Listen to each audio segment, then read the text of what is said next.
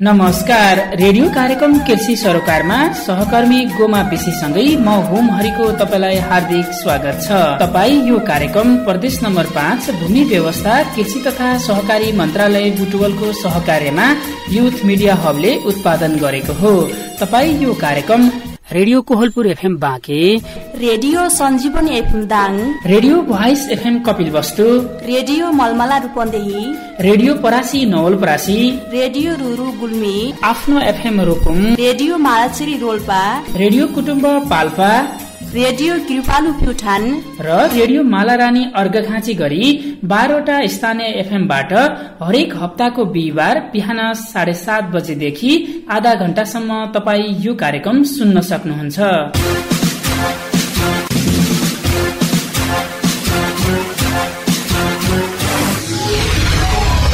Radio कार्यक्रम कृषि सरोकारमा हामी मौसमी तथा बेमौसमी तरकारी खेतीको बारेमा जानकारी, व्यावसायिक कुखुरा पालन, व्यावसायिक गाई भैंसी पालन, उन्नत जातको बाख्रा पालन तथा डाले घाँस खेतीको बारे जानकारी, कृषि विज्ञ संघको कुराकानी, सफल कृषकका कुरा, कृषकका समस्या, कृषि विज्ञको जवाब लगायतका विषयमा चर्चा गर्नेछौं। साथै रेडियो कार्यक्रम कृषि सरोकारमा हामी स्मार्ट कृषि गाउँ, कृषकहरूले कृषि अनुदान कसरी पाइरहेका छन् र कृषकले कृषि अनुदान पाउन के कुरामा ध्यान दिनु पर्दछ, कृषि बीमा भनेको के हो भन्ने बारेमा पनि कार्यक्रममा छलफल गर्नेछौं। रेडियो कार्यक्रम सुन्दै गर्नुहोला।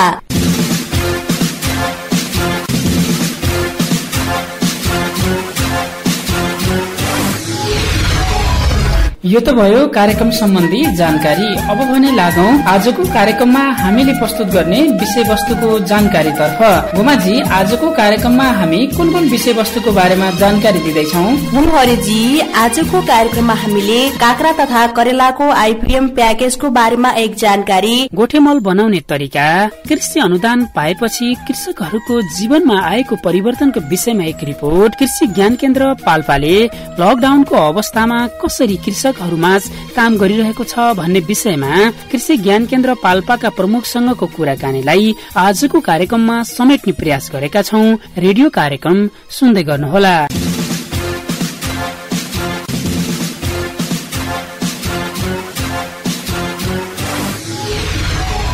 यो जानकारी पछि अब भने कार्यक्रममा पालो भएको छ गोठेमल बनाउने तरिका र गोठेमल बनाउँदा ध्यान दिनुपर्ने कुराको विषयमा एक जानकारी। गोमाजी, आजको कार्यक्रममा हामी गोठेमल कसरी बनाउने भन्ने विषयमा एक जानकारी प्रस्तुत गर्दैछौ, होइन र? हो हरिजी। त्यसो भए गोठेमल बनाउने तरिका र गोठेमल भनेको के हो गोमाजी? हरिजी, गाई वस्तुको मलमूत्र, घाँसपातका अवशेषहरू र सोत्तरलाई गोठको नजिकै राखेर तयार पारेको मललाई गोठेमल भनिन्छ। नेपालको कतिपय ठाउँहरूमा सोत्तर तथा घाँसपात प्रशस्त नपाइने हुँदा गाई भैँसीबाट निस्कने गोबर र मूत्रबाट पनि मल बनाइएको पाइन्छ भने प्रशस्त स्याउला सोत्तर पाइने ठाउँमा स्याउला सोत्तर समेत एकै ठाउँमा गलाएर मल तयार गरिन्छ। जे होस्, गाई वस्तुको गोबर, मूत्र तथा सोत्तरलाई मुख्य स्रोतको रूपमा लिएर सोत्तर स्याउला मिसाई वा नमिसाई गोठ नजिक तयार गरेको मललाई गोठेमल भन्न सकिन्छ। यो नेपालमा प्रयोग गरिने मुख्य प्राङ्गारिक मल हो। गोमाजी, यो त भयो गोठेमल भनेको के हो भन्ने विषयमा जानकारी। अब भने हामी गोठेमल बनाउँदा ध्यान दिनुपर्ने कुराको बारेमा पनि चर्चा गरौं, है त? हुन्छ हुमरेजी। गाई वस्तुको मूत्र पूर्ण रूपले सदुपयोग हुनुपर्दछ। यसका लागि अधिकतम मात्रामा सोत्तरको व्यवस्था हुनुपर्दछ। सोत्तर प्राप्त नभए भकराको नजिकै मूत्र संकलन गर्ने सानो खाडल वा टंकी बनाई कुलेसोद्वारा मूत्र संकलन गरी सिधै बिरुवामा प्रयोग गर्न पनि सकिन्छ, अथवा संकलित मूत्रलाई गोठे मलमा लगेर मिसाउन पनि सकिन्छ। खाडल खन्न नमिल्ने अथवा नसक्ने अवस्थामा मललाई जमिनमै थुपारेर राख्न सकिन्छ। यस्तो अवस्थामा मलका वरिपरि ढुङ्गाको पर्खाल वा काठपात र स्याउलाले बार्न पनि सकिन्छ।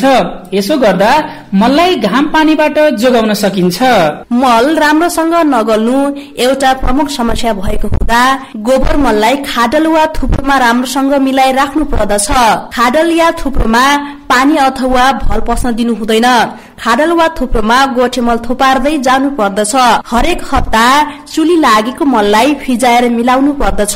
मललाई छानो दिएर घाम पानीबाट जोगाउँदा राम्रो हुन्छ। छानो दिन नसक्ने अवस्थामा खाडल वा थुप्रो पुरै भरिएपछि सकेसम्म प्लास्टिक वा स्याउला वा झारपातले भए पनि मललाई छोपेर राख्नु अनिवार्य हुन्छ। गोठे मललाई पल्ट्याउन जरुरत पर्दैन।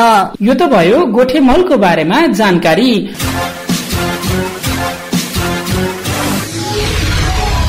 अब भने लकडाउनको अवस्थामा कृषि ज्ञान केन्द्र पाल्पाले किसानहरूलाई के कस्ता सेवा प्रवाह गरेको छ भन्ने विषयमा कृषि ज्ञान केन्द्र पाल्पाका प्रमुख शिवप्रसाद अर्यालसँग गरिएको यो कुराकानी।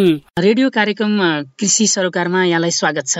धन्यवाद। कृषि ज्ञान केन्द्र पाल्पाले किसानहरूका माझमा कसरी काम गरिरहेको छ यसबारेमा बताइदिनुहोस् न। कृषि ज्ञान केन्द्र पाल्पाले वर्तमान अवस्थामा कोरोनाको महामारी र लकडाउनको अवस्थामा तत्काल किसानहरूलाई परेको मर्काहरू उहाँहरूलाई परेको समस्याहरू सम्बोधन गर्ने खालको कार्यक्रम गरेको छ। प्रदेश 5 मै सबैभन्दा पहिला चाहिँ कृषि एम्बुलेन्स सञ्चालन गर्नुभयो र यो अहिले कतिवटा एम्बुलेन्सहरूले किसानहरूले उत्पादन गरेको तरकारीको बजारीकरण गरिरहेको छ, पछिल्लो अवस्था के छ? 5 वटा एम्बुलेन्सहरू सञ्चालनमा रहेका थिए सुरुका दिनहरूमा। हजुर, उत्पादन भएका तरकारीको मात्रा पनि घट्दै गयो र उहाँहरूको तरकारी बिक्री भइसकेपछि पछिल्लो समय हाल आएर कृषि ज्ञान केन्द्रले सपोर्ट गरेको 2टा एम्बुलेन्स चलाएको छ। साथसाथै हाम्रो छिमेकी गाउँपालिकाहरूले पनि त्यसलाई चाहिँ गरेर बनसकाली गाउँपालिकाले पनि एम्बुलेन्सहरू चलाइरहेको अवस्थामा पाल्पामा कृषकहरूले उत्पादन गरेको वस्तुहरूको बजारीकरणमा त्यस्तो कुनै समस्या छ भन्ने खालको गुनासो कृषि ज्ञान केन्द्रसम्म आइपुगेको छैन।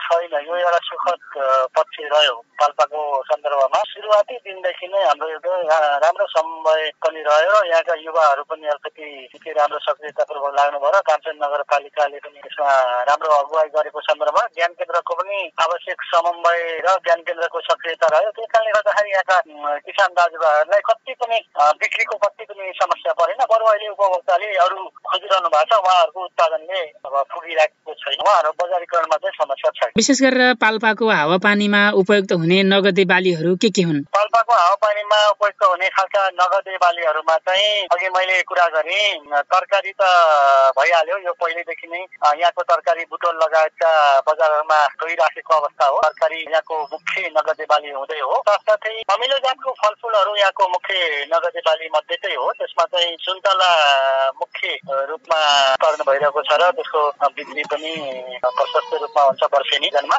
यो अन्य नगदे बालीको कुरा गर्दाखेरि मैले अघि तरकारीको कुरा गरिसकेँ। च्याउहरू पनि यहाँको नगदे बालीको रूपमा निकै राम्रोसँग फस्टाइरहेको अवस्था छ। दिन प्रतिदिन यो च्याउको उत्पादन, च्याउको व्यावसायिकरण भइरहेको अवस्था छ तानसेनमा, पाल्पामा। हजुर, जस्तो त्यस्तै गरिकन अदुवा अर्को हुँदै हो। यहाँको पहिलेदेखि नै नगदे बालीको रूपमा अदुवा पनि छ। यी यस्तै बालीहरू चाहिँ यहाँका मुख्य नगदे बाली हो। बिउमा पनि हाम्रो पाल्पाको बिउ उत्पादन पनि, खास गरी मकैको बिउमा पनि पाल्पाले अग्रणी स्थान लिइरहेको छ। मिसन कार्यक्रम अन्तर्गत कागती र फलफुलहरूको ठूलो र महत्वाकांक्षी योजनाहरू पनि कृषि ज्ञान केन्द्रले सञ्चालन गरेको छ। ती योजनाहरूको अवस्था के छ अहिले? हस्, धन्यवाद। मिसन कार्यक्रमको रूपमा कागती मिसन कार्यक्रमको अगाडि बढिरहेको अवस्था छ।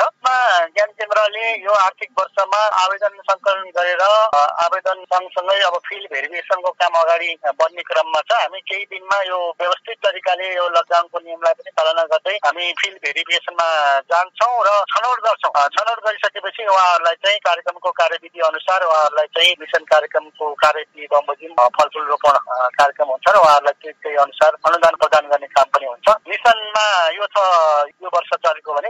अर्को फलफुल रोपण अभियान भन्ने पनि हामीसँग छ। विभिन्न जातको फलफुल रोपण अभियान, त्यो चाहिँ अहिले यो लकडाउनको कारणले गर्दा समय अभावले गर्दाखेरि त्यो हामी सञ्चालन गर्न सक्दैनौँ भन्ने लागिरहेको छ भने आगामी वर्षको लागि हामीले मिसनको रूपमै यो मकै मिसन अभियान पनि हामीले थाप्ने जमर्को गरेका छौँ र अदुवा मिसन, मकै मिसन, यस्तै कागती मिसन अहिले छँदैछ। यस्ता मुख्य बालीहरूलाई चाहिँ मिसनको रूपमा अथवा अभियानमुखी कार्यक्रमको रूपमा हामीले अगाडि बढाउँदैछौँ। कागतीको मिसनको रूपमा पाल्पाको कुन पालिकामा चाहिँ सुरु हुँदैछ? मिसनको लागि छनौट समिति छ जिल्ला स्तरको। छनौट समितिले क्षेत्र निर्धारण गर्दाखेरि 10वटै स्थानीय तहमा चाहिँ सञ्चालन गर्ने। तर रैनादेवी, छहरा, रिक्तीको, त्यस्तै गरिकन पूर्व खोला, निस्ती यी गाउँपालिकाहरू, त्यस्तै गरिकन तिनाउ यी गाउँपालिकाहरू कागती सुन्तलाको लागि अलि बढी सम्भावना बोकेका क्षेत्रहरू हुन् र त्यहाँ चाहिँ अलि बढी मात्रामा आवेदन पनि परेका छन् र त्यो क्षेत्रलाई बढी फोकस हुन्छ भने हामीले जिल्लाभरि नै यसलाई चाहिँ ओपन गरेका छौँ। कुनै पनि स्थानीय तहलाई यसबाट वञ्चित गरेका छैनौँ। पाल्पामा विशेष गरेर सुन्तला खेती पनि भइरहेको छ र सुन्तला खेतीको अवस्था के छ र किसानहरूको सुन्तला खेतीप्रतिको आकर्षण कस्तो पाउनु भएको छ? एकदम समसामयिक प्रश्न गर्नुभयो। सुन्तला खेती पाल्पाको पुरानो पहिलेदेखि नै भएको व्यवसाय फलफुल खेती हो। यसमा असाध्यै आकर्षण बढिरहेको छ। बजारको स्थिति पनि राम्रो छ। बजार भाव पाउनु भएको छ। नगदे बाली भएको कारणले गर्दाखेरि किसानहरू सुन्तला खेतीतर्फ असाध्यै आकर्षित हुनुहुन्छ। यही कुरालाई सम्बोधन गर्नकै लागि कागती सुन्तलाको कार्यक्रम हामी मिसनको रूपमा लगेका हौं। हजुर, विशेष गरेर पाल्पाकै कुरा गर्दाखेरि पाल्पाको कुन पालिकाभित्र सुन्तला अलिक बढी फस्टाएको पाइन्छ? के छ पाल्पाको कुन ठाउँ उपयुक्त मानिएको छ? धन्यवाद। यसको लागि पाल्पामा रैनादेवी छहरा र रिप्तीकोट गाउँपालिकामा अन्यत्र भन्दा निकै बढी मात्रामा व्यावसायिक सुन्तला खेती भइरहेको छ। पाल्पाको मैनादी क्षेत्र रिप्तीकोट गाउँपालिकामा पर्छ र मैनादमा त निकै उल्लेख्य रूपमा सफल सुन्तला खेती भइराखेको छ। सोमादी क्षेत्र भयो, उत्तर हिमालतिर फर्केका क्षेत्रहरू जो बढी उपयुक्त हुन्छन् सुन्तलाको लागि। यही हाम्रो भगनासकाली गाउँपालिकाको वार्ड नम्बर 4 मा पनि यति बेला पनि यो सुन्तला पकेट कार्यक्रमहरू थियो। प्रधानमन्त्री कृषि आधुनिकीकरण परियोजना अन्तर्गत कृषि ज्ञान केन्द्रले सुन्तला पकेट कार्यक्रमहरू सञ्चालन गर्दै गत वर्ष पनि। हजुर, अलिकति फरक कुरा गरौँ। यो सुन्तला पछि विशेष गरेर पाल्पामा मौरीको लागि पनि पाल्पा उपयुक्त भएको खालको कुरा पनि आएको छ। पाल्पामा मौरी पालन कृषकहरूको अवस्था के छ र मौरीमा कतिको आकर्षण भएको पाइन्छ के मौरी पालन व्यवसायहरू? अन्तर्गतको अर्को व्यावसायिक उपक्षेत्र मौरी पालन पनि हो। हजुर, पाल्पामा मौरी पालनको लागि मह उत्पादन गर्ने मात्रै नभइकन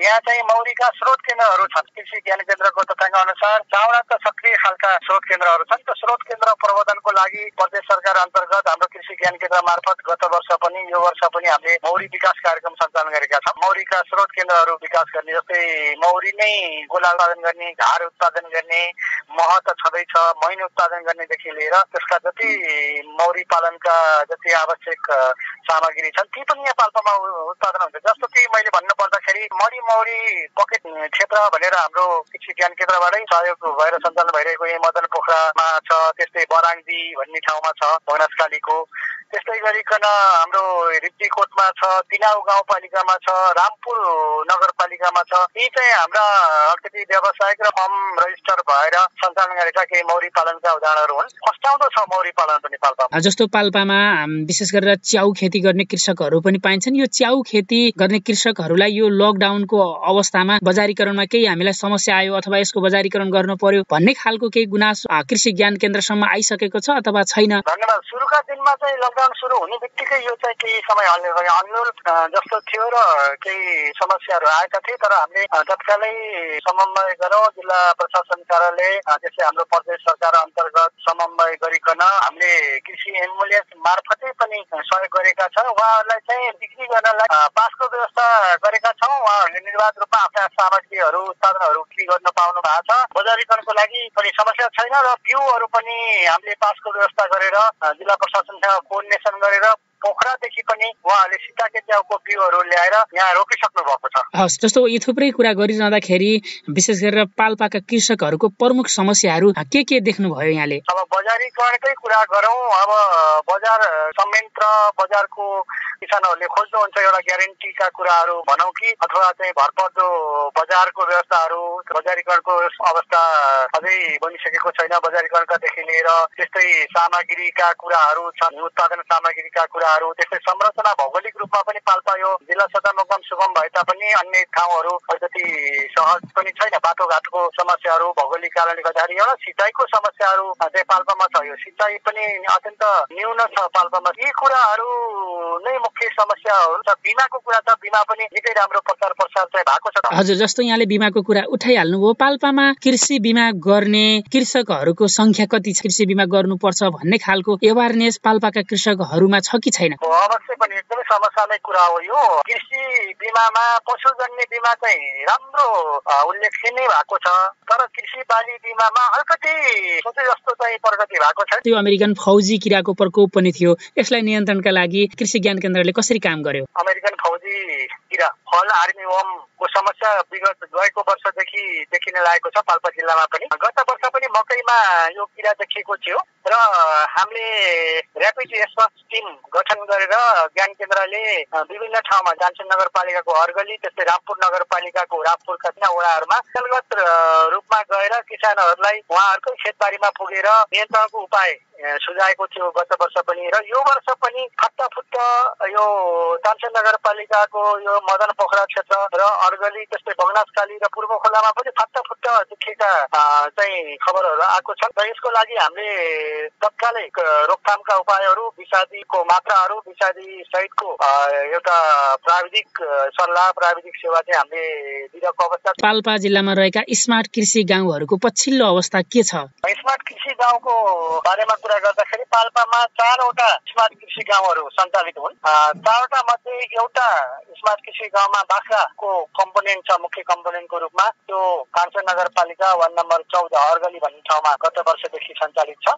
त्यस्तै गरिकन अन्य 3 वडामा चाहिँ गाउँपालिकाको वार्ड नम्बर 2 झ्याङ्ला भन्ने ठाउँमा झ्याङ्ला कृषि स्मार्ट गाउँ कार्यक्रम सञ्चालित छ। त्यस्तै रम्बा गाउँपालिकाको होगी वार्ड नम्बर 1 होगीमा चाहिँ होगी कृषि गाउँ स्मार्ट गाउँ कार्यक्रम सञ्चालित छ भने रामपुर नगरपालिकाको वार्ड नम्बर 10 हेटलाङ भन्ने स्थानमा चाहिँ बरादेवी स्मार्ट कृषि गाउँ कार्यक्रम सञ्चालित छ र यो वर्ष पनि निरन्तर छ। यो कार्यक्रम मार्फत आम कृषकहरूलाई के भन्नुहुन्छ? किसान दाजुभाइ दिदीबहिनीहरूलाई मैले के अनुरोध गर्न चाहन्छु भने कृषि क्षेत्र नै देशको मुख्य मेरुदण्ड हो र यो अर्थतन्त्रको मेरुदण्ड हो र जीविकोपार्जनको मुख्य आधार पनि हो। हामीले कृषि मूलस्थ जीवनम भन्छ, जीवनको मुख्य आधार भनेकै कृषि हो नेपालको सन्दर्भमा। त्यो कारणले गर्दाखेरि यो लकडाउन यो कोरोनाको सन्दर्भमा अझै बढी कृषिको सान्दर्भिकता यसको महत्त्व बढेको छ र सबैजनाले एउटा आत्मनिर्भर हुने तवरले कृषिलाई चाहिँ अपनाऊ, यसलाई व्यावसायीकरण गरौँ र कृषिको विकासमा सबैले महत्त्व दिउँ भन्न चाहन्छु र यो मौका दिनुभएकोमा तपाईँलाई पनि धन्यवाद दिन चाहन्छु। धन्यवाद।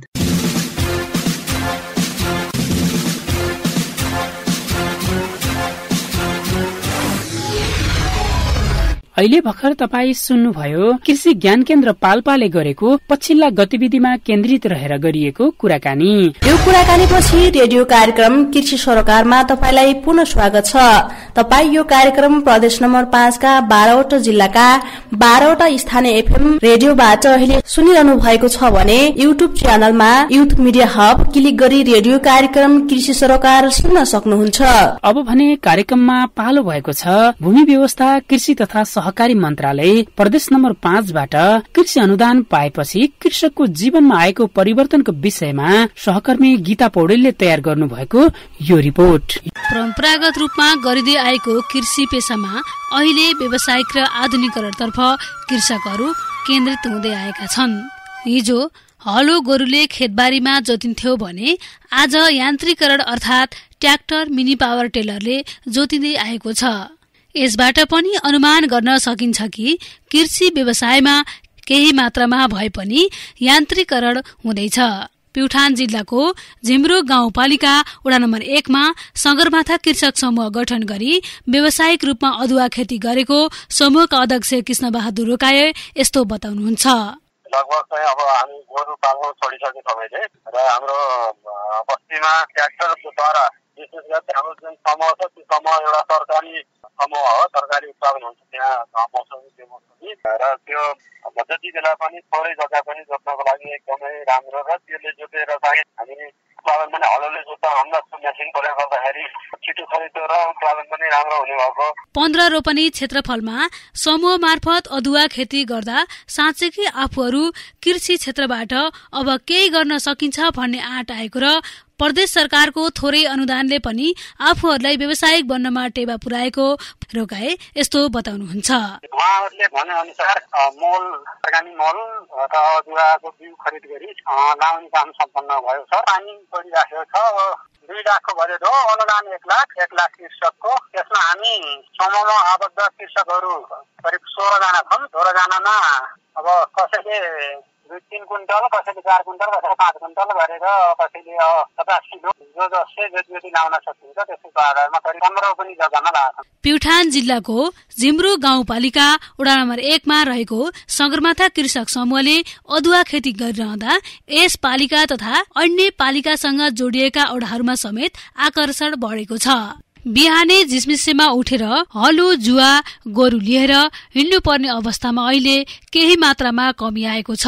भूमि व्यवस्था कृषि तथा सहकारी मन्त्रालय प्रदेश नम्बर 5 बाट यान्त्रिकरण अन्तर्गत पावर टेलरमा अनुदान पाएका प्युठान जिल्लाको प्युठान नगरपालिका वडा नम्बर 10 मा रहेको नवज्योति कृषक समूहले हाते ट्र्याक्टर पाएपछि समूहको दैनिकीमा परिवर्तन आएको छ। पहिला खेतबारी जोत्दा धेरै समय लाग्ने गर्थ्यो, तर पछिल्लो समय कृषिमा यान्त्रिकरण भएपछि आफूहरूलाई खेतबारी जोत्न निकै सजिलो हुने गरेको अनुभव सुनाउँदै नवज्योति कृषक समूहका अध्यक्ष माधव पराजुली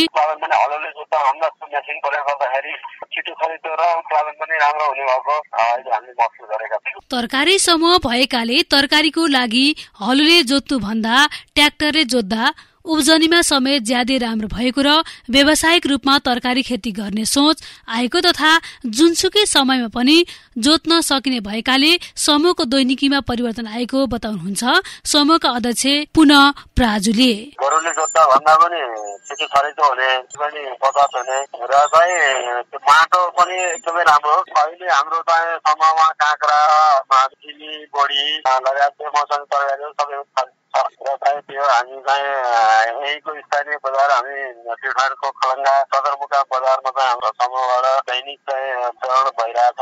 भूमि व्यवस्थापन कृषि तथा सहकारी मन्त्रालयको थोरै अनुदानले पनि स्थानीय स्तरमा कृषकहरूलाई खेतीमा आधुनिकीकरणदेखि व्यावसायिक खेती गर्नमा समेत हौसला प्रदान गर्दै आएको छ। यसै अन्तर्गत पशुपालन व्यवसायतर्फ भैँसी पालन गर्दै आउनुभएका बाँकेको कोहलपुर नगरपालिका वडा नम्बर 3 मा रहेको शारदा कृषि पशुपालन फर्मका अर्जुन पौडेलले प्रदेश सरकारबाट 10 लाख अनुदान पाएपछिको अवस्था बारे यस्तो बताउनुहुन्छ। प्रदेशको भूमि व्यवस्था कृषि तथा सहकारी मन्त्रालयको कृषि अनुदान कोष कार्यक्रम अन्तर्गत मलाई 10 लाख रुपियाँ भुस गोदाम निर्माणका लागि अनुदान प्राप्त भएको थियो। यसमा कन्टिन्जेन्सी र ट्याक्स कटाउँदा 9,60,000 रुपियाँ प्राप्त भएको थियो। त्यस अन्तर्गत एउटा भुस गोदाम निर्माण गरिएको छ। त्यो साझेदारी लागतमा हो। 10 लाख रुपियाँ प्रदेशबाट प्राप्त भने पनि अब 10 लाख रुपियाँ आफ्नो पनि खर्च हुँदाखेरि अब यसले ऋण धार चाहिँ थप्यो। लकडाउनको कारणले दुधको बजारीकरणमा समस्या भएको उहाँ बताउनुहुन्छ।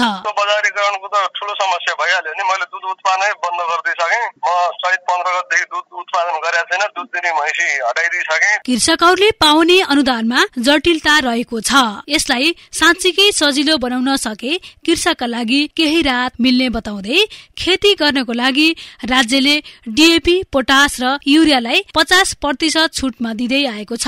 तर गाई भैँसी पाल्ने कृषकको लागि भने बराउन तथा ढुटुलाई कुनै पनि छुट नभएको र कृषितर्फ गाई भैँसी पाल्ने कृषकका लागि थुप्रै खाले समस्या रहेकाले अनुदान भन्दा पनि कृषकलाई सहुलियत रूपमा ऋण प्रवाह गर्न सकेमा बढी प्रभावकारी हुने बताउनुहुन्छ पुनः कृषि फर्मका अर्जुन पौडेल। त्यसमा सबै प्रक्रिया कठिनै छन्। सहज प्रक्रिया त्यसमा केही पनि छैन। एउटा किसानले पुरा गर्न गाह्रो छ, त्यसैलाई झन्झटिलो मानिन्छ। युरिया र यो रासायनिक मलहरुमा अनुदान दिएको त देख्नु भएको छ, कृषि यन्त्रहरुमा अनुदान दिएको देख्नु भएको छ। अनि त्यो ढुटो ब्रान्डमा अनुदान दिँदा के हुन्छ? त्यो त मान्छेले भात पकाएर खाने चिज त होइन, त्यो पशुलाई नै खुवाउने हो हैन। अनुदान पाएका कृषकहरूको थोरै भए पनि व्यवसायीकरण र कृषकको जीवनमा परिवर्तन भने आएको छ। कृषकले उत्पादन गरेका मौसमी तथा बेमौसमी तरकारी लकडाउनको समयमा पनि कृषि एम्बुलेन्स मार्फत कृषकको उत्पादनलाई बजारीकरणमा सहयोग गरेको कृषि ज्ञान केन्द्र पाल्पाका प्रमुख शिव प्रसाद अर्याल बताउनुहुन्छ। पाल्पाको सन्दर्भमा सुरुवाती दिनदेखि नै हाम्रो एउटा राम्रो समन्वय पनि रह्यो। यहाँका युवाहरू पनि अलिकति राम्रो सक्रियतापूर्वक लाग्नुभयो र कामचेन नगरपालिकाले पनि राम्रो अगुवाई गरेको सन्दर्भमा ज्ञान केन्द्रको पनि आवश्यक समन्वय र ज्ञान केन्द्रको सक्रियता रह्यो। त्यस कारणले गर्दाखेरि यहाँका किसान दाजुभाइहरूलाई कति पनि बिक्रीको कति पनि समस्या परेन। बरु अहिले उपभोक्ताले अरू खोजिरहनु भएको छ, उहाँहरूको उत्पादनले अब पुगिरहेको छैन। प्रदेश नम्बर 5 मै पहिलो कृषि एम्बुलेन्स सञ्चालन गर्ने कृषि ज्ञान केन्द्र पाल्पा हो। प्रदेश सरकारको अनुदान होस् या कृषि ज्ञान केन्द्रबाट आएको अनुदान किन नहोस्, कृषकको जीवनमा भने थोरै भए पनि परिवर्तन आएको छ। त्यति मात्रै होइन, स्मार्ट कृषि गाउँमा आबद्ध रहेका कृषकहरूको दैनिकीमा समेत व्यवसायीकरण हुँदै आएको छ। कृषि पेशामा कृषकलाई उल्लेखनीय सहभागितामा सामेल गर्नको लागि भूमि व्यवस्था कृषि तथा सहकारी मन्त्रालय प्रदेश नम्बर 5 ले खेलेको भूमिकाले साँच्चीकै जीवनमा आर्थिक तथा सामाजिक परिवर्तन ल्याएको छ। कार्यक्रम कृषि सरकारका लागि गीता पौडेल, कपिल वस्तु।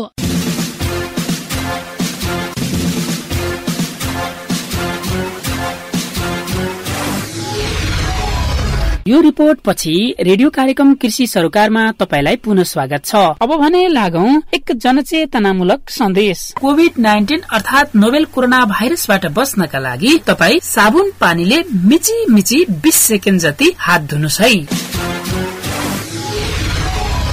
यो जनचेतनामूलक सन्देशपछि रेडियो कार्यक्रम कृषि सरोकारमा तपाईलाई पुनः स्वागत छ। यो कार्यक्रम भूमि व्यवस्था कृषि तथा सहकारी मन्त्रालयको सहकार्यमा युथ मिडिया हबले उत्पादन गरेको हो।